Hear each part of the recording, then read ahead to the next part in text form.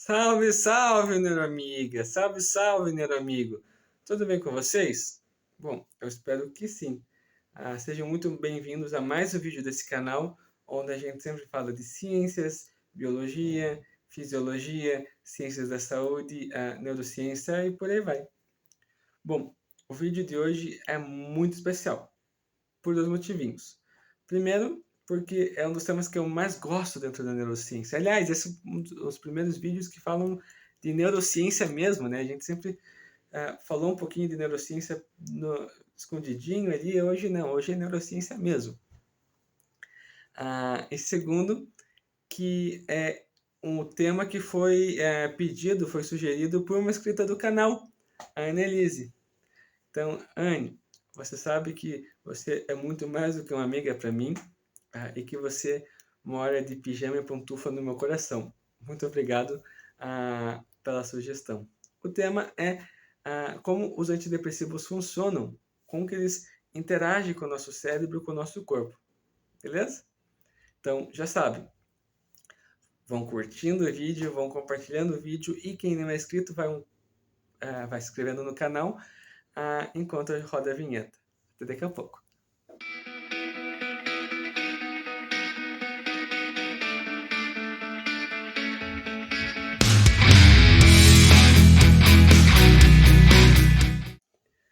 Então, gente, antidepressivos, sim. Só que antes da gente falar sobre antidepressivo, a gente tem que pensar um pouquinho sobre a comunicação entre os neurônios, porque é bem aí que eles vão atuar. Porque não sei se você já percebeu nos outros vídeos, mas neurônios são grandíssimos fofoqueiros. Sim, eles vivem passando mensagem para cima e para baixo, e essa é a razão de viver deles, passar mensagem para frente.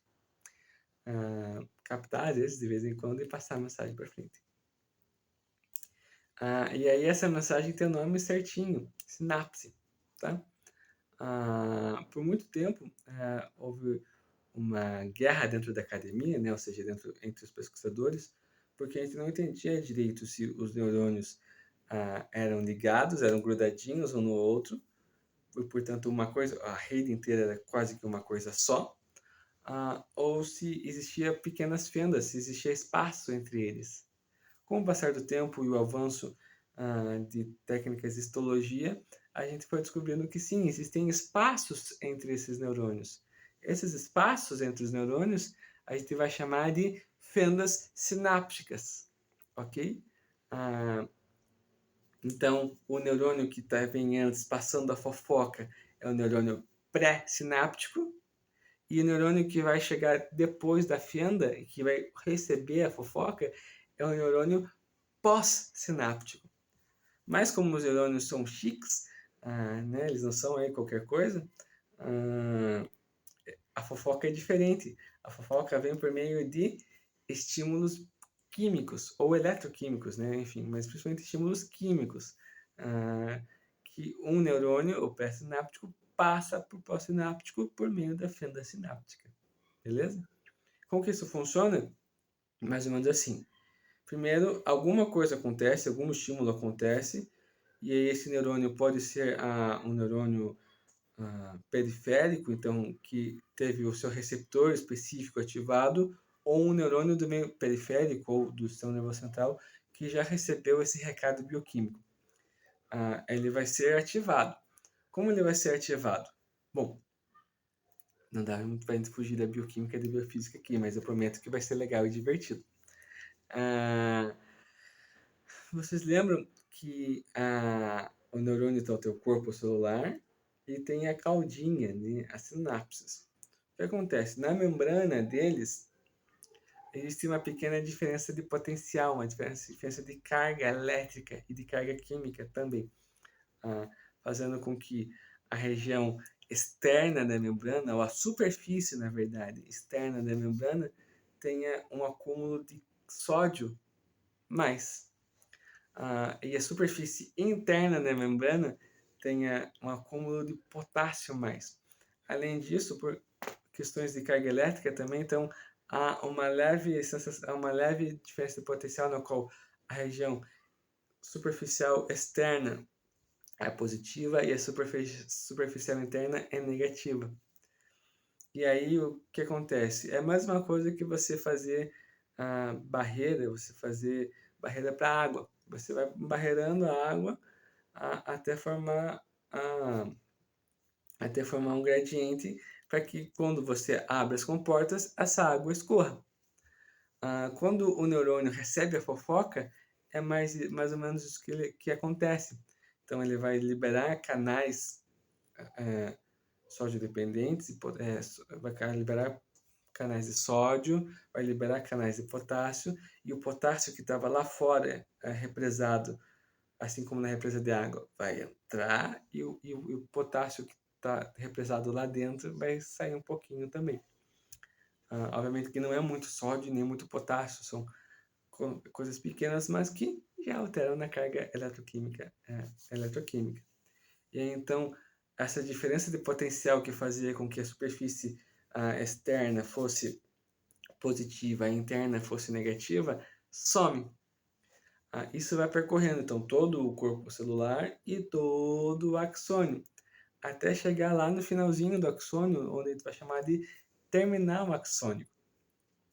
No terminal axônico, ao invés de entrar o sódio, que estava lá represado, vai entrar um outro íon, um outro sal mineral importante também, que é o cálcio mais. Sim, o cálcio. O cálcio, para quem tem alguma noção já de biologia celular, cálcio dentro da célula é sempre mensageiro do cálcio. E é justamente essa mensagem de cálcio que o cálcio que entra está trazendo que vai liberar os neurotransmissores ou os neuromoduladores, ou as substâncias químicas importantes para que esse neurônio continue passando a fofoca, passando a mensagem. Mas eu já disse, neurônios não são qualquer coisa, né? Não são ralé. Neurônios são chiques, são bem organizados. Então, essa liberação de neurotransmissores, de neuromoduladores, ou enfim, da substância química que eles têm que passar, não é assim, não. Elas são empacotadinhas, são embaladinhas em vesículas, com o pacote muito parecido com a nossa membrana celular, com a membrana celular do neurônio. Então, vem o cálcio, vai sinalizar mudanças no metabolismo e vai fazer com que esses pacotinhos cheios de neurotransmissores ou neuromoduladores sejam exocitados, tá certo? Então, aí vai haver a liberação desses neurotransmissores até o neurônio pós-sinápticos, onde eles vão chegar nos receptores específicos para eles, ou nos receptores seletivos para eles, né? Eu não quero que o povo da farmácia me mate. Nos receptores seletivos para eles. E continuar o ciclo no próximo neurônio, fazendo com que aquele neurônio passe a fofoca para frente. Ok? Obviamente, nem tudo nessa vida é excitação. E o que eu falei agora foi uma sinapse excitatória, porque ela liberou o glutamato. E esse glutamato é que vai fazer com que entre sódio, saia potássio e continue a despolarização da célula até uma nova mensagem. Mas nem tudo na vida é excitação, infelizmente. Às vezes ele também precisa de inibição. E aí o neurotransmissor, ao invés do glutamato, vai ser o GABA, tá certo? O que o GABA vai fazer? O contrário disso. Aí ele vai chegar no neurônio e, ao invés de fazer com que tenha essa entrada de cálcio, saída de potássio e despolarização da membrana, ele vai fazer com que entre cloreto menos, ou cloro, ou que lembra, né? Aquele cloro com um sinalzinho negativo em cima, ou seja, com carga negativa. Aí você imagine, o neurônio normal, o neurônio já polarizado, já tem na superfície externa carga positiva e na superfície interna carga negativa. Se eu entucho coisa com mais carga negativa lá dentro, o que vai acontecer? Vai ficar mais negativo. E vai dificultar com que um outro neurônio que venha fazer fofoca deixe a superfície interna da membrana igualada à externa. Ou seja, vai hiperpolarizar o meu neurônio, fazendo com que ele fique menos sensível a novos estímulos. Por isso, uma ação inibitória. tá certo? Então a fofoca continua mais ou menos assim. Mas pensa aqui comigo. Ah, você já deve ter tido a experiência com mãe, com vó, com sogra, ah, do cuidado que elas têm com a Tupperware, não tem? Meu Deus do céu, se você some com a Tupperware da tua sogra ou da tua mãe, você é uma pessoa que está condenada a percorrer os 7 ciclos do inferno por toda a eternidade, em sequência. Ela não é. Por quê? Porque o Tupperware é uma coisa importante para tua sogra e para tua mãe. Porque, enfim, é o queridinho dela. Os neurônios também têm essa relação de Tupperware que as sogras têm e as mães têm ah, com o Tupperware, eles têm com os neurotransmissores. Ou seja, eu não posso, uma fofoca, eu fiz a fofoca, eu não posso ficar ali o tempo inteiro. A fofoca foi feita, acabou, dispersa a rodinha. Os neurônios é a mesma coisa, até porque eles vão ficar, enfim, sempre recebendo aquela sinalização, canal aberto, e ficar meio uma zona. Então, o que acontece para evitar isso? Existem enzimas, enfim, existem substâncias que a gente chama de transportadores, que eles recaptam esses neurotransmissores que foram liberados e retornam esses neurotransmissores ou essas substâncias químicas para o neurônio pré-sináptico, fazendo com que eles sejam reembaladinhos para poderem ser usados na próxima vez, e evitando assim gasto energético e gasto de matéria-prima, porque isso é importante para o corpo, né? Você não vai ficar assim como a tua veia não joga Tupperware fora, o neurônio também não joga o neurotransmissor ou o neuromodulador fora. Mas aí você sabe também, voltando a falar de fofoca, que a fofoca não é só o que você fala, né? Tem toda a entonação. Rapaz, mas tu viu aquilo? Menina, você nem sabe o babado. Não é assim? Com os neurônios também. Então não existe só a excitação ou a inibição do neurônio, existe a modulação do neurônio também. Para modular isso, existem substâncias específicas, talvez as mais famosas que a gente acaba ouvindo quando fala em cérebro, né? Que são as monaminas, entre outras. Existem outras, tá? Mas enfim, as monaminas, que são a dopamina, a norepinefrina ou noradrenalina, e a serotonina. Que para não ficar fazendo vocês ouvirem toda hora eu falar serotonina, eu vou falar 5-HT, beleza? Elas ajudam a modular a resposta do neurônio pós-sináptico àquela sinapse. Ou seja, modular a resposta que ele vai ter àquela fofoca, por uma série de questões metabólicas. E é justamente nesse ponto que a gente começa a entrar na depressão, ou como funciona a depressão. A depressão é um momento de falha, seja metabólico do neurônio em produzir essas monaminas, seja no momento metabólico da transmissão dessas monaminas, né? Então no momento sináptico tem menos coisa disponível ali, seja no momento de o neurônio pós-sináptico perceber aquilo porque o receptor seletivo dele está meio zoado e ele não consegue passar aquele sinal para frente como deveria. Tudo isso faz com que o neurônio funcione de uma forma diferente quando é exposto a essas monaminas. E a serotonina, principalmente, que é a que a gente acredita, segundo a hipótese monoaminérgica, está mais envolvida com a depressão, é a que acaba modulando mais esses comportamentos. Porque olha só os comportamentos no qual a 5-HT está envolvida. Ela está envolvida no ciclo de sono e vigília, ou seja, o tanto de tempo que eu estou com sono e dormindo, o tanto tempo que eu estou acordado, inclusive o grau e o peso do sono, né? Enfim, a quantidade de sono que eu tenho quando estou acordado ou não, ou quando eu estou dormindo. Ela acaba falando sobre locomoção, ou seja, a minha atividade, a minha capacidade de me locomover. Pessoas deprimidas, você percebe que o andarzinho delas é um pouquinho diferente. Na nossa relação com a dor, no nosso humor e na nossa motivação, nos comportamentos motivados. Eu tenho mesmo que tomar banho hoje? É sério? Amanhã eu vou estar aqui de novo. Eu tenho mesmo que comer? Putz, eu tô com fome, mas talvez o empenho não vale a pena. Motivação, o humor mesmo, enfim, o quanto eu me sinto bem ou mal com aquela situação, com aquele estímulo, agressividade, e aí, enfim, também, às vezes a gente pensa que é só tristeza, né? Mas depressão também está relacionada com estresse e agressividade e com a libido, sim. Libido é uma questão importante, porque, enfim, já que não tem motivação para muita coisa, também não vai ter motivação para libido. E aí, assim funciona a hipótese monominérgica, ou seja, alguma coisa nessa sinapse, seja na produção dos neuromoduladores e neurotransmissores, seja durante a sinapse, seja na forma como o neurônio pós-sináptico receba aquilo, não está funcionando. E aí, o que eu vou fazer? Tan, tan, tan! Felizmente, existe tratamento farmacológico.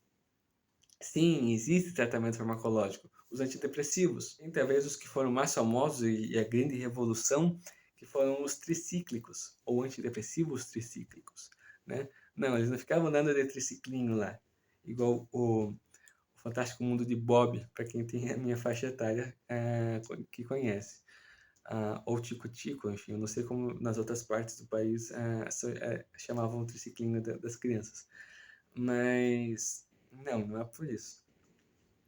Tricíclicos é porque eles têm 3 anéis, 3 átomos de carbono na composição química deles. Então, quando as pessoas viam a fórmula estrutural desses fármacos, tinham lá os 3 anéisinhos. E aí eles falavam, olha só, são tricíclicos. A função deles é basicamente bloquear a recaptação das monoaminas na fenda sináptica. Então, ele ia atuar como o teu sogro, que não deixa a tua sogra brigar com você porque você ainda não devolveu a Tupperware dela. Você tem mais a oportunidade de ficar uma semaninha ali mais com a Tupperware até terminar de comer teu bolo tranquilo ao longo da semana e não devolver já na segunda-feira. Enfim, esses são os tricíclicos. Eles atuam justamente com a dopamina, com a norepinefrina, ou noradrenalina, e com a serotonina. O mais famoso deles é justamente a imipramina, olha só, que é um fármaco que a gente acaba usando ainda bastante, não é mais tão a primeira escolha assim, mas ainda é bem usado, e é usado nas pesquisas pré-clínicas, dentro dos animais também. Depois nós temos os inibidores seletivos de noradrenalina e serotonina, né? Enfim, o nome já é explicativo dele. Ele vai inibir o transportador da serotonina e o transportador da noradrenalina, não mantendo o neurotransmissor lá por mais tempo, fazendo com que esses neurotransmissores ou esses neuromoduladores fiquem lá mais biodisponíveis e permitam com que a célula tenha em maior quantidade, em mais tempo, essa mensagem passada, ok? E o mais famoso deles é a queridinha dos psiquiatras atualmente, que é a venlafaxina, tá? A venlafaxina inibe, portanto, a recaptação da serotonina e da noradrenalina. E talvez o que é normalmente a primeira escolha, quando você não sabe muito bem com qual fármaco você vai tomar, é o primeiro que os psiquiatras recomendam, que os psiquiatras passam para você, que é os inibidores seletivos da recaptação de serotonina. Os mais famosos e os mais usados, por exemplo, a fluoxetina, a sertralina, a paroxetina enfim. Eles, como o próprio nome diz, eles atuam na inibição, ou seja, eles não deixam o transportador de serotonina recaptar e faz com que a serotonina fique por mais tempo biodisponível na fenda sináptica, ou seja, assim como nos outros casos, você pode ficar a semana inteira usando o teu Tupperware, não ter que devolver já na segunda-feira. Beleza? E aí, eu sempre tenho algumas críticas, né, quando eu falo que a gente estuda farmacologia de transtornos mentais, mas é sério que tem que ficar tomando antidepressivo? Isso é seguro? Bom, há realmente remédios que não são tão fáceis assim, que você não pode brincar tanto com eles. Mas sim, antidepressivos são extremamente seguros e talvez por isso estão estigmatizados, Porque quando você fala em remédio tarja preta, né, em remédio para transtornos psiquiátricos, a primeira coisa que você pensa é ou a pessoa está fazendo aquilo por uso recreativo, ou a pessoa pode acabar gerando adição por aquilo, ou ficando viciada naquilo.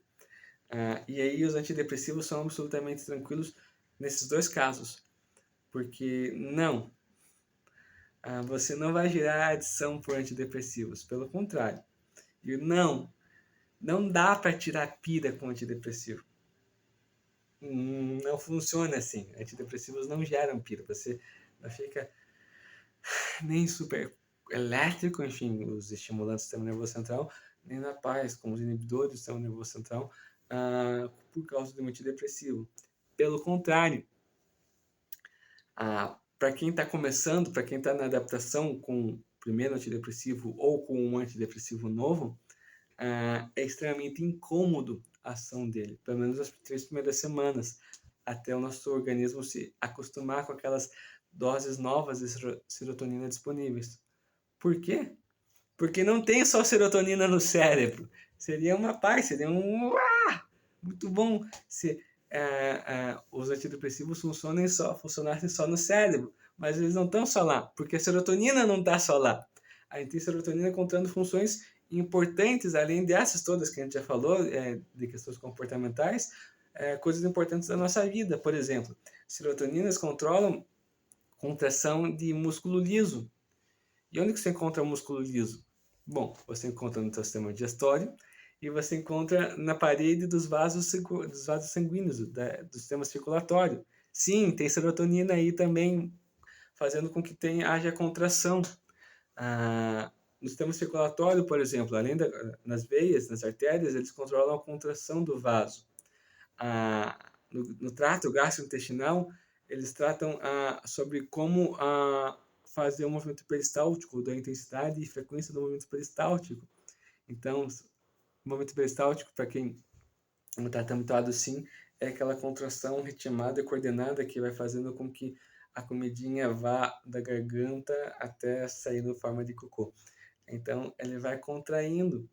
A serotonina atua e ajuda a controlar isso. Tá certo? É por isso que uma das grandes reclamações das pessoas que estão se habituando com antidepressivo é: meu Deus do céu, eu estou enjoado, eu não consigo comer, meu apetite muda, enfim, a minha relação com comida muda, porque o sistema gastrointestinal está todo zoado mesmo, porque, enfim, são cargas diferentes de serotonina do que ela estava acostumada. Era pouquinho, porque havia essa falha, e aí, de repente, bum, o remédio faz com que o que era pouquinho fique muito. Até essas 3 semanas, ela fica mal e depois consegue acostumar bem, tá? Por favor, não fique assustado. A mesma coisa com, enfim, questão da pressão, a mesma questão com sono. O sono das pessoas muda, então algumas acabam ficando mais sonolentas do que o normal, algumas ficam não conseguindo dormir. Sonhos ficam muito loucos, enfim, e incômodos, inclusive, né? A pessoa passa mal. E tudo isso com a pessoa ainda tendo que lidar com sintomas depressivos. Ainda tendo que lidar com a depressão dela. Ou seja, paciência com a galera que está se acostumando com o remédio. Tá certo, gente? Porque ela está tendo que lidar com uma carga extra de serotonina que faz alteração, tudo isso que eu falei, e com os sintomas depressivos. Até conseguir, primeiro, se acostumar, depois passar o tempo de tratamento farmacológico e largar. Outra reclamação também é que a pessoa fica completamente desmotivada, mesmo não tendo depressão. Porque uma das questões da depressão é, vejam só, uma certa angústia, né? Enfim, um sentimento mal, aquele se sentir mal, uma tristeza profunda. Como eu já falei, a serotonina acaba por fazer uma estabilização do humor. Ou seja, o humor passa a ficar estável. Se o humor vai ficar estável, você não vai ficar mais tão triste quanto você estava antes, ou com aquela sensação de pesar, de tristeza que você estava antes. Você também não vai conseguir ficar alegre. Não pelo menos quando está usando o remédio. mas é importante que você mantenha o remédio até que o seu organismo consiga se recuperar, você consiga aprender ou reaprender a lidar com as suas emoções, para só daí largar os antidepressivos. Por favor, não largue por conta própria, tá bom? Então é isso, gente. Muito obrigado pela atenção. Eu espero que vocês tenham entendido a mensagem. Eu espero que tanto a Aninha do meu coração, quanto você que está assistindo tenham entendido. E aí é o de sempre, né? Tentem lembrar de compartilhar o vídeo, de curtir o vídeo e de seguir o canal. Beleza? E façam igual a Anne também e sempre que tiverem dúvida, sempre que tiverem sugestão de vídeo, mandem nas nossas redes sociais. Tchau, tchau, até mais!